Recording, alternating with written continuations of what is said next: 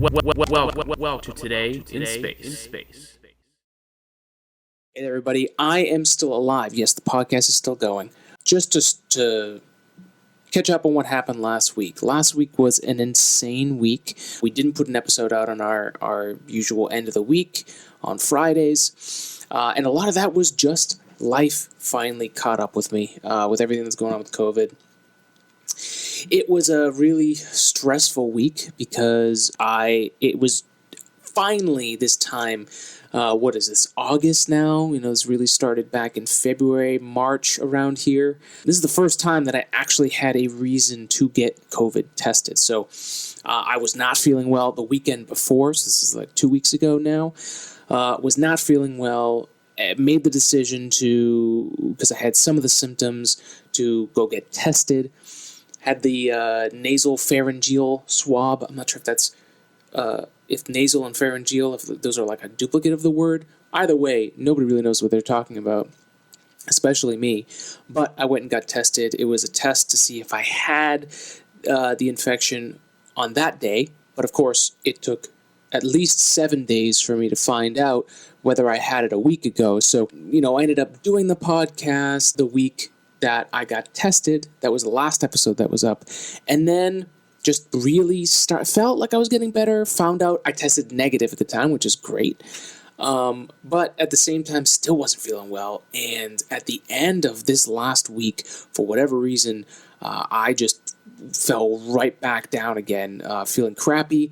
Took the week off, and I appreciate everyone hanging in there. I'm doing much better. Turns out I was really dehydrated, and just the anxiety. I mean, if you are new to this show, you haven't listened to more than a few episodes, I'm a very anxious person. So it just was like complete overload, and I needed to take some time to take care of myself. So that's what I did. Now I'm more hydrated. I got some electrolytes. I've got my body working again. Because the weirdest thing was I was anxious, and I'm like, hey, I gotta, I'm not feeling well. Let me drink some water. And I was drinking a ton of water, and it just wasn't making a difference. So we did a little biology. We figured out, hey, maybe that's what's going on. Almost immediately felt better. Now I think I'm on day 3 here of actually hydrating again properly. And I'm back. So thank you, everyone who reached out. And I'm sure all of you are dealing with your own stuff at the same time. So if you need to take a break, man, please do. Please do. And most importantly, take care of yourself. Even if you're not physically exerting yourself, the emotional toll of these COVID times is definitely way more impactful on your body than we all realize. But we're going to have another guest, a repeat guest from the People of Science series, to come on and talk more about that, like doing things for yourself, self-care, and also staying up on your creativity. But we'll have that towards the end of this month. We're still going to record that soon.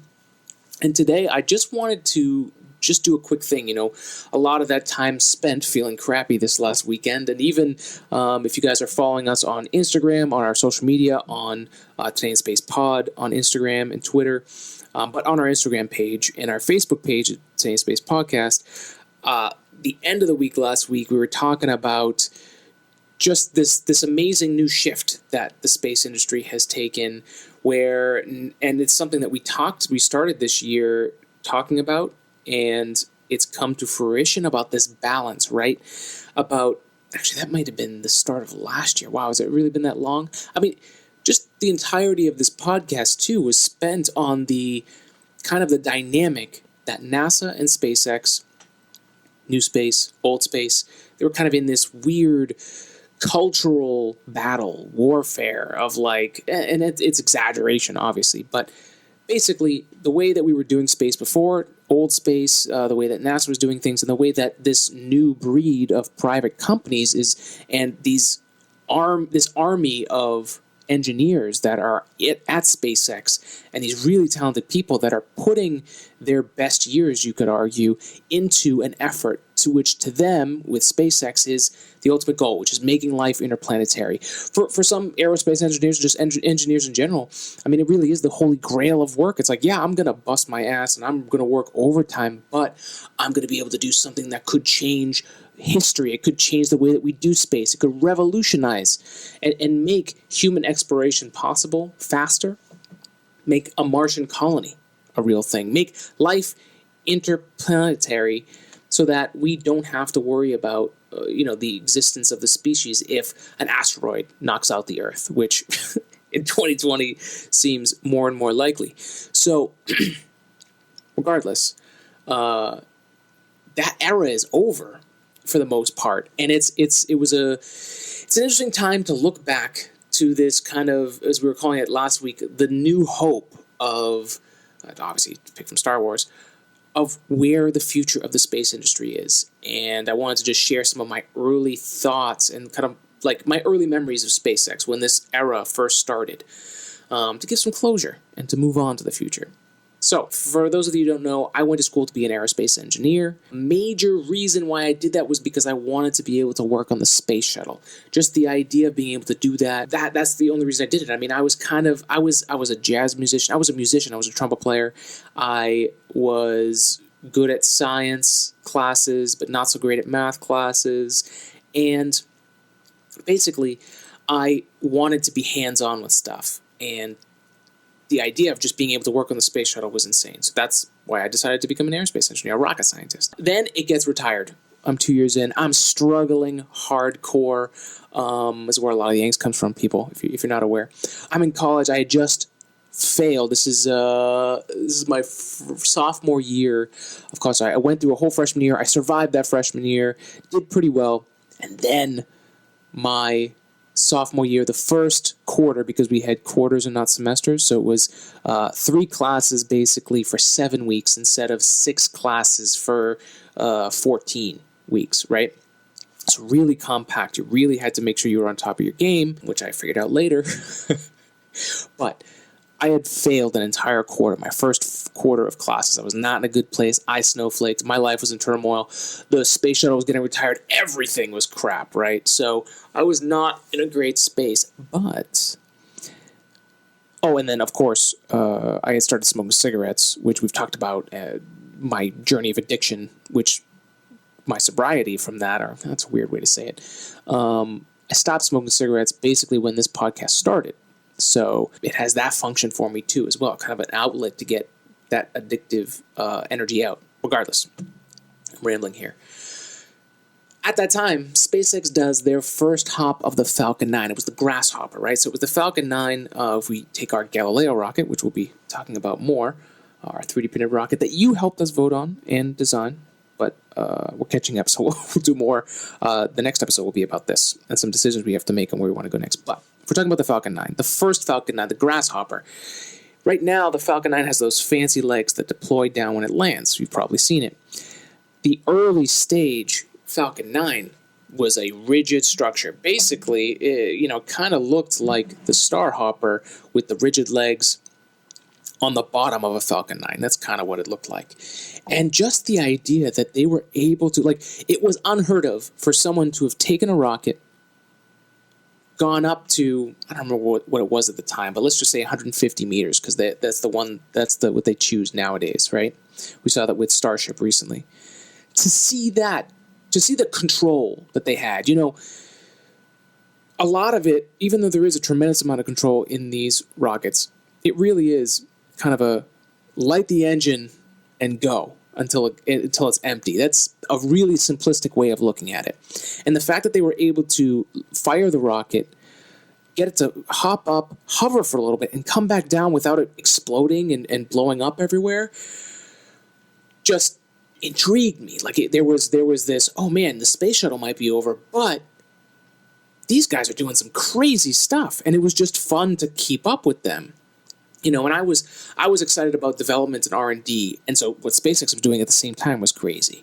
Now, this is 2010-ish, right? 2010.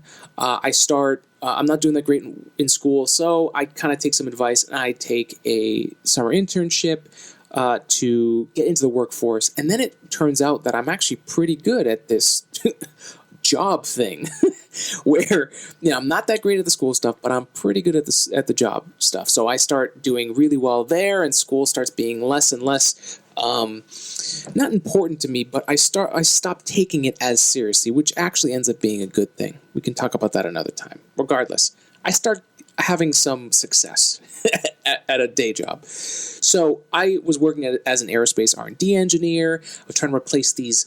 So basically, I was working on this application where we were making composite molds. So it's like carbon fiber plates. The first stage was making these carbon fiber plates, resin infused in this mold. And in order to build around, like to form a shape inside of that composite, they would put these things called mandrels. So just basically a shape that you put in there so that you can just put the fabric around it and then infuse the rest of it with resin, so that way you can take those things out afterwards and you were good to go. The original way it was working was these lead mandrels that had to be like banged, like literally like forcibly taken out of the mold. So whether it was hitting with a hammer, pulling it out with wrenches, you could damage the part. And obviously lead's not a great thing to work with. I was working on injection molding the same shapes in this eutectic salt that was water soluble. So it was a really green solution, but the stuff was crazy, and I had a great time developing that. So I'm doing that. I'm doing stuff no one else has done really in the world, and I'm doing this while SpaceX is doing this at the same time. And it was for me at the time my hope for the future of like, okay, wow, this development stuff, this research stuff is really cool, and this is where I like to go. I start learning more about SpaceX, and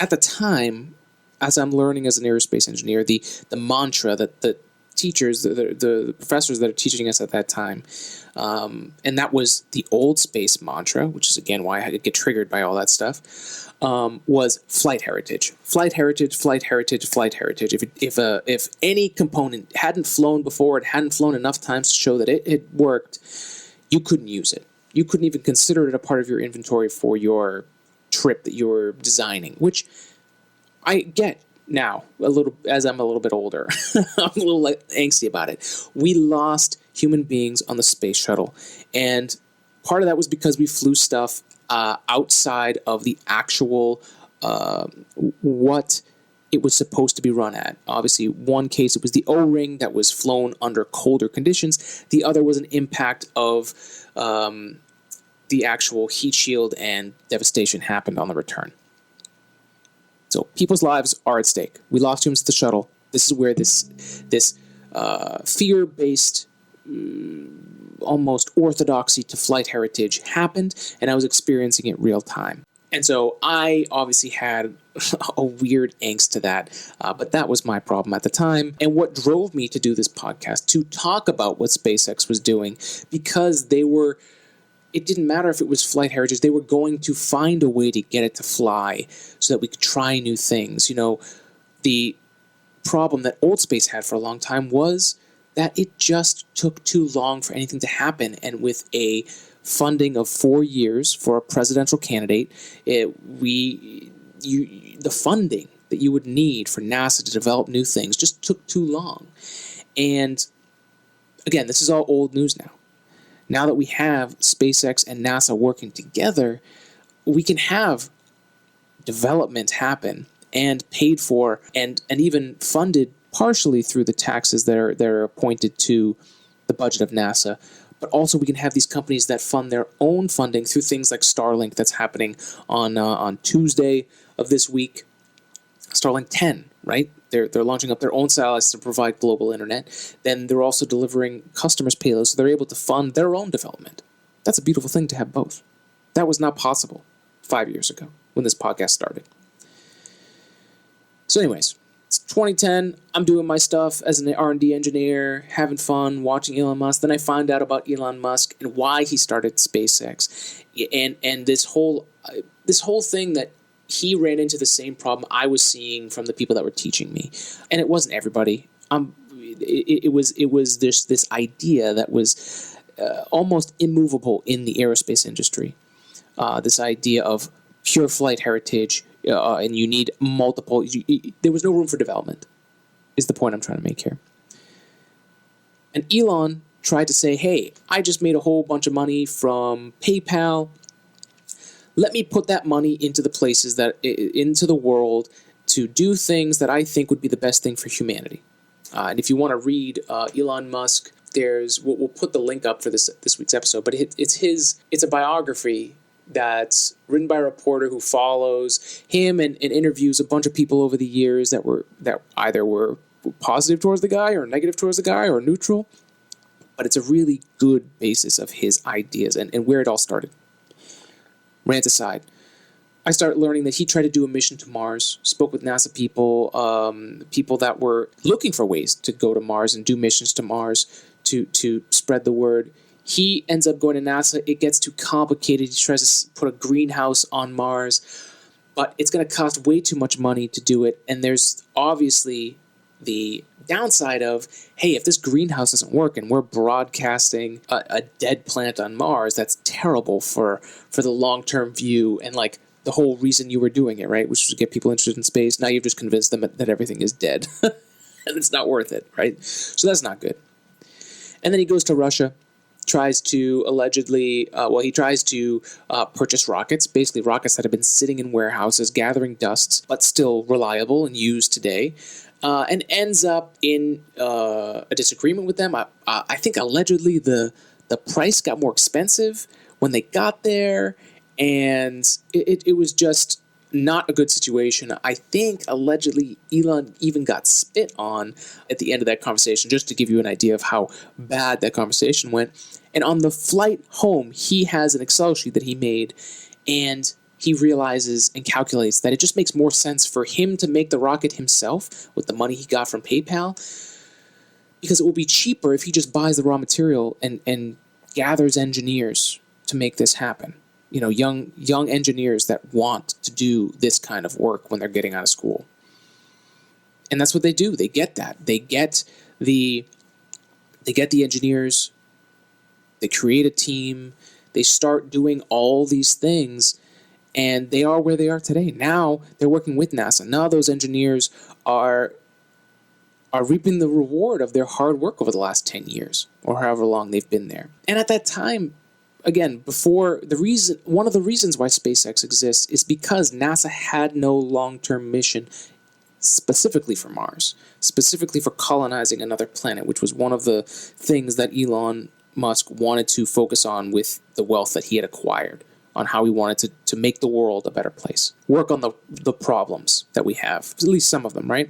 So NASA, at that time, when Elon's trying to do this mission, there's a bunch of chaos. NASA had canceled their moon landing mission with Constellation, with George W. Bush. They went to the asteroid recovery program under President Obama. They luckily started the commercial crew program, which we just saw with Demo 2 and Dragon, and Crew 1's going to happen in October. They've finally finalized a first date, at least. And